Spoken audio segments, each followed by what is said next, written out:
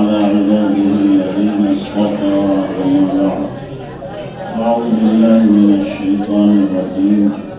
بسم الله الرحمن الرحيم.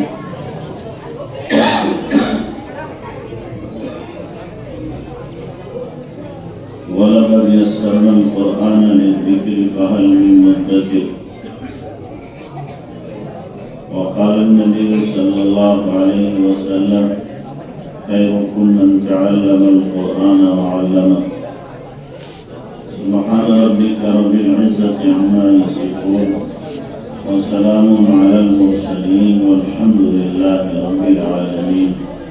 اللهم صل على سيدنا محمد وعلى آل سيدنا محمد وبارك وسلم. محترم بھائی بزرگوں، اب بیان کا تو وقت ہے نہیں، دعائی بولنا چاہیے. کیوں بھائی؟ ایسے ہی ہے نا، بولی گی وہ.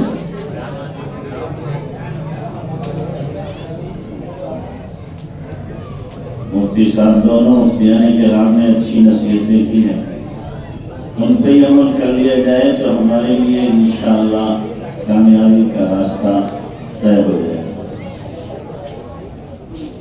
دیکھیے، یہ تدبیر قرآن کی محفل ہے.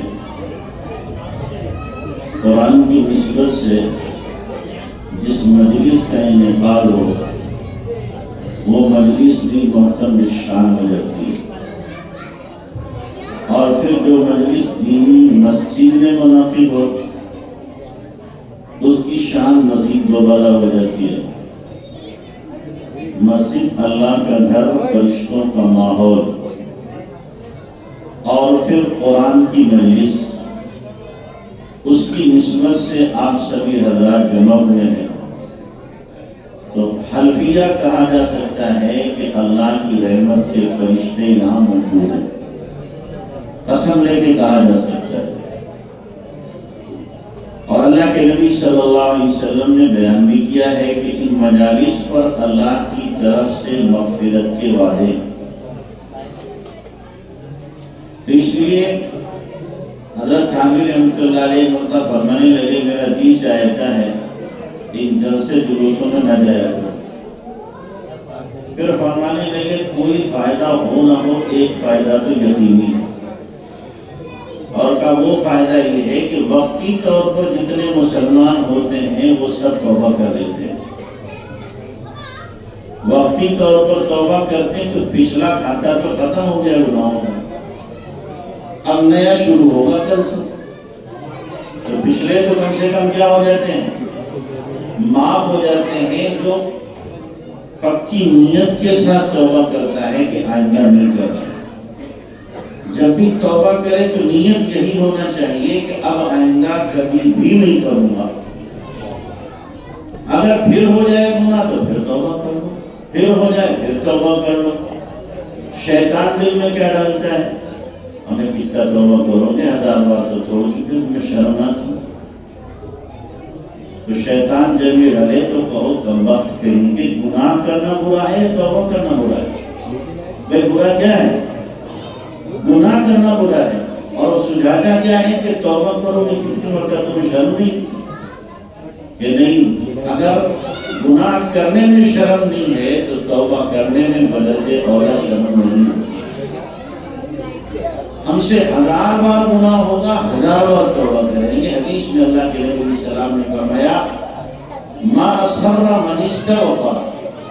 وہ اصرار کرنے والا ہے ہی نہیں گناہ پہ جو استغفار کرتا رہے، چاہے دن میں 70 مرتبہ وہی گناہ کرے، وہ اصرار کرنے والا نہیں.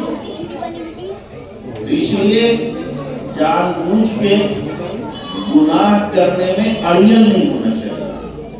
گناہ ہو جائے، انسان ہے تو نسیان ہوگا، انسان ہے تو خطا ہوگی. جب خطا ہوگی تو اللہ تبارک و تعالیٰ کی رحمت توبے کی لیے متوجہ ہوگی.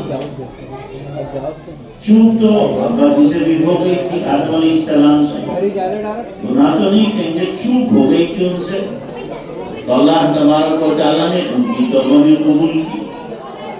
جب ابا سے بھی تو اولاد میں تو ہونا ہی ہے. جو غلطی کوتاہی گناہ ہوں گے تو اس کے لیے اللہ نے دروازہ کھول رکھا ہے جس کا توبہ و استغفار، کہ ہم توبہ و استغفار کریں۔ اب آدمی سوچے بار بار گناہ ہوتا ہے تو لہذا توبہ کرنا چھوڑ دو، تو یہ ایسا ہی ہے کہ آدمی کہ یار بار بار بھوک لگتی ہے، کھانا چھوڑ دو، کیوں کھا لیتے ہیں پھر بھوک لگتی ہے، پھر کھاتے ہیں پھر بھوک لگتی ہے، کھانے چھوڑتے ہیں، انشاءاللہ مرے گا، مرے گا کہ نہیں مرے گا؟ تو ایسے ہی جو آدمی توبہ کرنا چھوڑے گا وہ ہی مرے گا، روحانی موت مر جائے گا۔ کوئی آدمی کپڑا پہننا اس لیے چھوڑتا ہے کہ جناب کپڑا گندا ہو جاتا ہے، دھوتا ہوں پہنتا ہوں 2 دن بعد گندا ہو جاتا ہے، پھر دھوتا ہوں پھر گندا ہوتا ہے، پھر دھوتا ہوں پھر گندا ہو، لہٰذا میں کپڑے ہی نہیں پہنتا، ننگ بڑا رہوں گا۔ دیکھا کبھی کسی کو وہ کیا کہے گا؟ اگر آپ ننگے رہیں گے کپڑا گندا ہو رہا ہے دھو لو، اجی پھر گندا ہوتا ہے پھر دھو لو، ارے پھر گندا ہو جائے گا پھر دھو لو۔ ایسے ہی حال توبہ کا ہے، یہ گناہ ہو گیا توبہ کر لو، پھر گناہ ہو جائے گا پھر توبہ کر لو۔ اللہ نے یہ شرط تو نہیں لگائی جناب 1000 بار توبہ قبول کروں گا اور 1001 مرتبہ ہو جائے گا تو قبول نہیں کروں گا، ایسی یہ شرط ہے؟ کتنی مرتبہ بندہ گناہ کرے سچے دل سے توبہ کرے تو اللہ کیا کرے گا؟ توبہ قبول کر لیتا ہے۔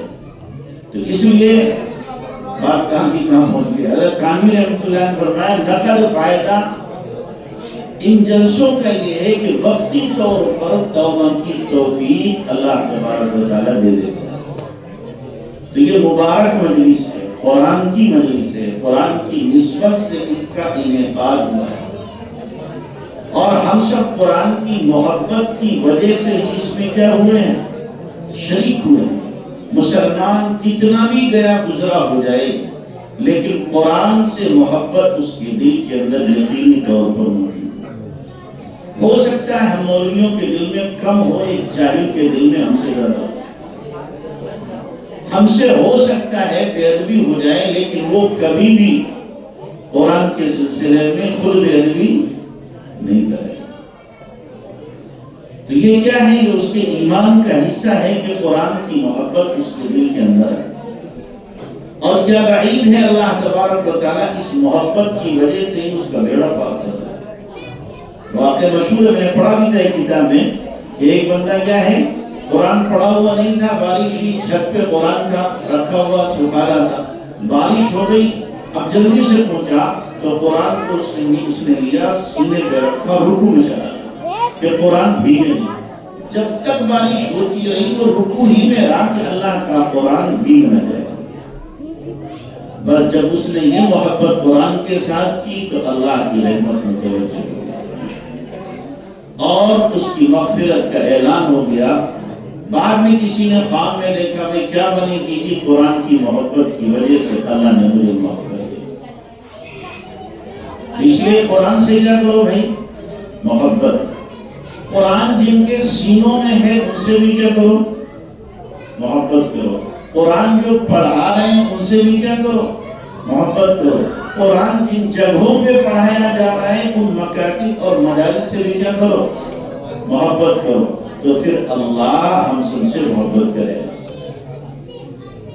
حضرت مولانا بدر عالم صاحب میرٹھی رحمۃ اللہ علیہ، جو حضرت انور شاہ کشمیری رحمۃ اللہ علیہ کے بڑے شاگردوں میں، ان کا انتقال مدینہ منورہ میں ہوا۔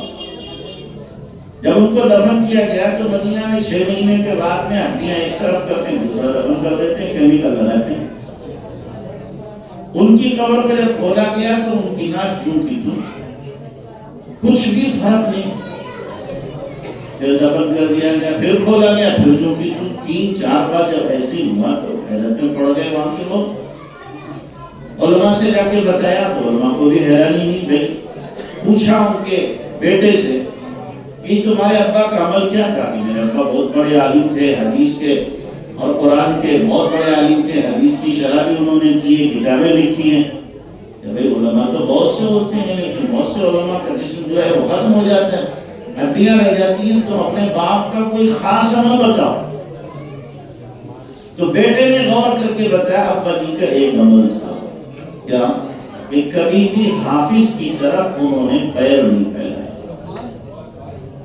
حافظ قرآن کی طرف کبھی پیر نہیں پھیلائے۔ تو علماء نے کہا یہی وہ عمل ہے جس کی وجہ سے اللہ نے ان کے جسم مبارک کو قبر کے اندر اب تک محفوظ رکھا ہے۔ ہم احترام نہ کریں لیکن اللہ تو جانتا ہے کہ اس کے سینے میں قرآن عظیم الشان ہے، وہ سینہ بھی قابل مبارک ہے جس سینے میں اللہ کا قرآن موجود ہے۔ یہ مت دیکھا کرو کہ حافظ بگڑا ہوا ہے، حافظ صاحب بگڑے ہوئے ہیں، حافظ ہی ہیں لیکن پھر بھی عمل نہیں زندگی میں، ان کا عمل الگ ہے لیکن قرآن کا سینے میں ہونا بھی الگ ہے۔ قرآن بہرحال قرآن ہے اور سینے میں محفوظ ہے، نہ معلوم کب اس کی زندگی کو یہ قرآن کا نور بدل دے، دشمنی تو نہیں۔ اس کی مثال ہمارے بزرگ دیتے ہیں ایسی ہے جیسے کہ قرآن غلط چھپ جائے یا پینٹنگ میں گڑبڑ ہو جائے، 10واں پارہ 20ویں کی جگہ 20واں پارہ 15ویں کی جگہ 15واں پارہ 29ویں کی جگہ 29واں پارہ 11ویں کی جگہ لگ گیا، تب آپ اس قرآن سے تلاوت نہیں کرو گے، اس کی ترتیب الٹ پلٹ ہے۔ لیکن کیا نعوذ باللہ اس قرآن کو آپ کچردان میں پھینکو گے؟ ہاں، کیونکہ ترتیب اس کی الٹ گئی، وہ بھی ہے قرآن ترتیب بدلی ہوئی ہے، پڑھیں گے نہیں لیکن بے ادبی کریں گے تو کفر ہو جائے گا۔ ایسے ہی جس بچے کے قرآن میں سینے میں قرآن ہے، قرآن اس کے سینے میں ہے، اس کی ترتیب زندگی بدلی ہوئی ہے، یہ قرآن کے مطابق وہ عمل نہیں کر رہا ہے تو ہمیں حق نہیں ہے اس کی بے احترامی کریں، اس کے بارے میں بدزبانی کریں، لبکشائی کریں، بلکہ ہم اس کے لیے دعا کریں کہ اللہ تو نے اس کو اپنے قرآن کے حفظ کے لیے چنا ہے تو عمل کی بھی سے توفیق دے۔ نہ یہ کہ ہم جاتے پھریں فلاں ایسا ہے فلاں ایسا فلاں ایسا ہے، کسی کی برائی بیان کرنے سے اور کسی پر لبکشائی کرنے سے برائی دور نہیں ہوتی۔ محبت کا اور ہمدردی کا تقاضا یہ ہے کہ تنہائی میں اس کو سمجھائے اور پھر تنہائی میں اللہ سے اس کے لیے دعا مانگے کہ اللہ اس کو نیک راستے پہ قرآن کے راستے پر لے گا کہ انشاءاللہ ایک نہ ایک دن قرآن کے راستے پر وہ آئے گا۔ تو قرآن سے محبت، قرآن والوں سے محبت، قرآن کی جگہوں سے محبت، قرآن پڑھنے پڑھانے والوں سے کیا ہو؟ محبت ہو، اس لیے کہ یہ اللہ تبارک و تعالیٰ کے خاص بندے ہیں۔ کیا ہے بھائی؟ اللہ کے خاص بندے، ان کا اکرام کرنا ہماری ذمہ داری ہے، ان کا اکرام کرنا ہماری ذمہ داری ہے۔ قرآن کی وجہ سے اللہ تبارک و تعالیٰ لوگوں کو عزت دیتا ہے۔ سالم مولا حذیفہ جو ہیں، ان کے بارے میں آتا غلام تھے لیکن قرآن یاد کیا، جو مسجد قبا ہے، مسجد قبا اللہ کے نبی نے اپنے ہاتھ سے سب سے پہلے بنائی ہے، مسجد نبی سے پہلے مسجد قبا بنی، اس کے امام یہی غلام بنے تھے، غلام لیکن تھے امام۔ کس وجہ سے؟ کہ قرآن ان کو اچھا قرآن پڑھتے بھی تھے، اچھا یاد بھی تھا، تو اللہ کے نبی نے انہی کو امام بنایا۔ تو قرآن عزت و بھری کتاب ہے، جس کے اندر بھی قرآن حقیقی معنوں میں موجود ہوگا، اللہ تبارک و تعالیٰ لوگوں کو اس کا غلام بنائے، لوگ اس کی خود عزت کریں گے۔ ہمیں بھی کرنا چاہیے کہ نہیں؟ کیوں بھائی، کرنا چاہیے کہ نہیں کرنا چاہیے؟ کرتے ہیں، آپ نے مانو کرتے تو ہیں، ابھی انعام دیا ہوں بھائی، جیسا کرنا چاہیے ویسا نہیں کرتے۔ آپ کہو گے شاید امام صاحب نے یا استادوں نے کچھ کہہ دیا، مجھ سے کچھ نہیں کہا ہے، میرے دل میں آ رہا ہے۔ اگر اکرام کرتے ہیں تو ان کی تنخواہیں اتنی ہونی چاہیے جس سے ضرورت پوری ہو جائے، جس سے کیا ہو جائے؟ ضرورت پوری ہو۔ یہ نہیں کہ اپنی ضرورت کے لیے کوئی دوسرا راستہ ہی اپنائیں۔ جب آپ مکمل تنخواہ دو گے تو مکمل وقت کے ساتھ ہم متوجہ ہو کر کے ہمارے بچوں کو تعلیم ملے گی۔ اب تنخواہ ان کو 7,000 8,000 دیں گے تو 7-8 ہزار روپیہ میں فیملی والا اپنا گزارا شہر میں نہیں کر سکتا، تو اب اس کو دوسرا راستہ اپنانا پڑے گا۔ اگر دین مضبوط نہیں ہے تو تعویذ کرنے کو پڑے گا، اس راستے سے کمائے گا، یا پھر وہ ٹیوشن لگائے گا، یا کوئی اور راستہ اپنائے گا۔ تو آپ کہو گے امام صاحب وقت نہیں دیتے، اور اسی طریقے سے جو پڑھانے والے استاد ہیں بس یہ تو پڑھاتے ہیں اور بھاگ لیتے ہیں، اب لب کشائی کرو گے۔ لب کشائی کا موقع تو ہم نے خود دیا ہے، تنخواہیں اتنی معقول دو، کہتے نا اچھا چارہ دو اور اچھا کام دو، اچھا چارہ دو اچھا کام دو۔ اب یہ کہ چارہ تو آپ دے رہے ہو سوکھا بھوسا، اور کام لے رہے ہو ایسا کہ لگتا ہے روزانہ چنے کھلا رہے ہو، یہ کیسے ہو جائے؟ اور یہ نہیں ہے کہ آپ کے پاس سکت نہیں، استعداد نہیں ہے، لیکن دین کے لیے خرچ کرتے ہوئے ہماری جان نکلتی ہے۔ دین کے لیے خرچ نہیں کرنا چاہیے۔ آپ ادھر بیٹھو نا، آپ کے بچے روزانہ چیز کے لیے 150 روپیہ خرچ کر دیتے ہیں روزانہ، کوئی 10 لے جا رہا، کوئی 20 لے جا رہا، کوئی اس سے زیادہ، کوئی اس سے کم۔ ہر آدمی حسب استطاعت اپنے بچوں کی چیز کے لیے اتنے خرچ کر دیتا ہے۔ اگر جتنے چیز کے لیے دے رہا ہے 100 روپیہ روزانہ نکال لے تو کتنے نکلیں گے؟ 3000۔ 100 نہیں 50 روپیہ روز نکال لے، کیا مشکل؟ مشکل یہ ہے کہ اس کو ہم سمجھتے ہیں یہ ضائع ہو رہا ہے، جا رہا ہے، یہ تو میرے کام میں نہیں آیا۔ پتہ تو جب چلے گا جب آنکھ بند ہوگی یہی کام آیا، باقی سارا ضائع ہو گیا، باقی سارا ضائع ہو گیا۔ تو اس لیے اس سے زیادہ بہتر پیسہ کس کا ہوگا؟ جو پیسہ قرآن کی نشر و اشاعت اور اس کی خدمت میں خرچ ہو، سب سے اچھا پیسہ ہے۔ اور ہر ایک کا پیسہ اللہ اپنے قرآن کی نشر و اشاعت میں خرچ نہیں ہونے دیتا۔ جو پاکیزہ ہوگا، صاف ستھرا ہوگا، دل کا بھی صاف ہوگا، مال بھی صاف ہوگا، اللہ وہ پیسہ لگوائے گا۔ تو اس لیے تنخواہیں معقول دو، اماموں مؤذنوں کو بھی، اور ساتھ میں جو پڑھانے والے ہیں ان کو بھی۔ مسلمانوں کے علاوہ جتنی قومیں ہیں ان کے دھارمک جتنے بھی گرو ہوتے ہیں، دیکھ لو کیا مزے آتے ہیں، پوپ دیکھ لو جو ہوتے ہیں، ربی جو ہوتے ہیں یہودیوں میں ان کو دیکھو، اور ہمارے برادران وطن میں جو چٹیا والے ہوتے ہیں ان کو دیکھو، کیسے کیسے موج مستی آ رہی۔ آپ کو ملا بھی یہی چارہ موج کرے، بھئی آپ کے جو قائد اور رہنما ہیں اچھی حالت میں رہیں گے تو طبیعت میں لالچ نہیں ہوگی، حرص نہیں ہوگی، پھر غلط طریقے سے مال نہیں کمائیں گے۔ یہ ذمہ داری ہماری بنتی ہے، یہ ذمہ داری ہماری بنتی ہے کہ ہم اپنے جو رہنما ہیں دینی ان کی ضروریات کا خیال رکھیں، ہم ان کا خیال رکھیں گے، اللہ ہمارا خیال رکھے گا۔ اچھا ایک کام آپ طے کرو، اس کی نیت کرو، وہ یہ کہ آپ جتنا کماتے ہو، کوئی 500 کماتا ہوگا، کوئی 1000 کماتا ہوگا، کوئی اس سے بھی کم و بیش کماتا ہوگا، اپنی کمائی کا 10% طے کرو ہم اللہ کے راستے میں خرچ کریں۔ کتنا؟ 100 روپے میں سے 10 روپے، 1000 میں سے 100 روپے، 10,000 میں سے 1000 روپے، اور 1,00,000 میں سے 10,000 روپے۔ جتنا آئے آپ کے پاس منتھلی جمع ہو، اتنا پروفٹ میں سے کہہ رہا ہوں، جمع میں سے نہیں، جو آپ کا کل پونجی ہے اس میں سے نہیں، جو آپ کو ایک مہینے میں نفع ہوگا، مان لو آپ کو 10,000 نفع ہوگا، 1,000 آپ نے نکال کے رکھ دیا، 9,000 اپنی ذاتی ضروریات پہ دوسری جگہ خرچ کرو۔ 1,000 یہ مسجد میں، مدرسے میں، یتیم پر، بیوہ پر، مسکین پر، محتاج پر، ضرورتمند پر، بیمار پر، اور اسی طریقے سے دوسری جگہوں پر اس 1,000 کو ہم خرچ کریں گے۔ بھئی اتنا تو کر سکتے ہیں نہیں کر سکتے؟ زکوٰۃ کے علاوہ کہہ رہا ہوں تم اس میں زکوٰۃ بھی جوڑ لو گے۔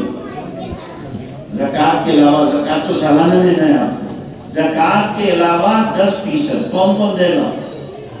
آپ اٹھاؤ 10%، یہ مت سوچنا ہمارا کم ہو جائے گا. قسم اللہ پاک کی مسجد میں بیٹھ کے کہہ رہا ہوں 10% آپ خرچ کرو گے اللہ اس سے زیادہ آپ کو دے گا. آپ کے شہر میں ایسے لوگ ہیں جو اپنی کمائی کا 1/4 اللہ کے راستے میں خرچ کرتے. ایسے لوگ میرے علم میں 15% خرچ کرنے والے بھی ہیں, 20% خرچ کرنے والے بھی ہیں, 10% خرچ کرنے والے میرے علم میں. اللہ تبارک و تعالیٰ ان کو ویسے دے رہا ہے, ویسے ان کو نواز رہا ہے. اسی لیے ہم 10% خرچ کریں گے 100% لیں گے. 10% خرچ کر کے کتنا لیں گے؟ 100% لے لو اللہ سے. آپ 10% خرچ کرنا شروع کر دو, آپ کا ہاتھ انشاءاللہ کبھی خالی نہیں رہے گا, کبھی نہیں خالی رہے گا. چاہے رکشہ چلانے والا ہو, چاہے پھٹی پہ اپنی گڑیاں چلانے والا ہو, چاہے چھلائی کرنے والا ہو, چاہے ڈھلائی کرنے والا ہو, یا کوئی اور کسی اور مشغلے میں لگا ہوا ہو, 10% نکالنا شروع کر دے, اللہ تعالیٰ برکت کے دہانے اس کے لیے کھول دے گا. کرو گے بھائی انشاءاللہ؟ سارے لوگ کرو گے. اور ان بچوں سے جو پڑھتے ہیں ان سے محبت کیا. آپ جتنے بیٹھے ہو کبھی آؤ ان کے لیے کافی لے آؤ, سب کو دے دو کافی. کبھی آئے آپ کو مٹھائی لائن کو کھلا دیا, کبھی اور کوئی چیز ہے جلیبی لائے صبح کو کھلا دیا. ان سے محبت کا اظہار کرو. آپ ان سے محبت کرو گے اللہ آپ سے محبت کرے گا. یہ اللہ کے نبی کے مہمان ہیں. کون ہے بھائی؟ اللہ کے نبی کے مہمان ہیں. ایک مرتبہ حضرت مرزا جانا رحمۃ اللہ علیہ نے دعوت کی, بڑے بڑے علماء کی بلایا, سب کو کھلایا. رات میں اللہ کے نبی خان میں آئے. آپ نے فرمایا تو نے سچ کی دعوت کی, ہماری تو نہیں کی. اور یہ کہہ کے خواب ختم ہوا. یہ بڑے پریشان, یہ کیا ہوا؟ تو معبرین سے تعبیر پوچھی تو معبر نے کہا آپ نے علماء کو کھلایا تھا, طلباء کو کھلایا کہ نہیں. اللہ کے نبی کے کہنے کا مقصد یہی تھا کہ تم نے علماء کو کھلایا, ہمیں نہیں کھلایا. طلباء کو کھلاتے تھے, یہ میرے مہمان تھے. اگرچہ علماء بھی انبیاء کے کیا ہیں؟ وارث ہیں, لیکن طلباء یہ نبی کے دلارے, کیا ہے؟ نبی کے دلارے اور پیارے اور لاڈلے. ان کے قدموں کے نیچے فرشتے اپنے کیا بچھاتے ہیں؟ پاؤں بچھاتے ہیں. دیکھنے میں اگرچہ آپ کو کیا ہے دکھائی دے رہے ہیں معمولی سے, لیکن ان کا مقام و مرتبہ اللہ اس کے رسول کی یہاں بہت بلند ہے. تو ان کو محبت کی نظر سے دیکھو, اور کبھی کبھی ان پر کیا کیا کرو؟ خرچ کیا کرو. یعنی کہ جب ان کا قرآن مکمل ہوگا نادرہ یا علم تبھی ہم دیں گے, تب بھی دو, اور سال میں مزید ان کے اوپر کیا خرچ کرو. اللہ تبارک تعالیٰ خوب نوازے گا انشاءاللہ. کرو گے انشاءاللہ. اللہ ہم سب کو عمل کی توفیق عطا فرمائے.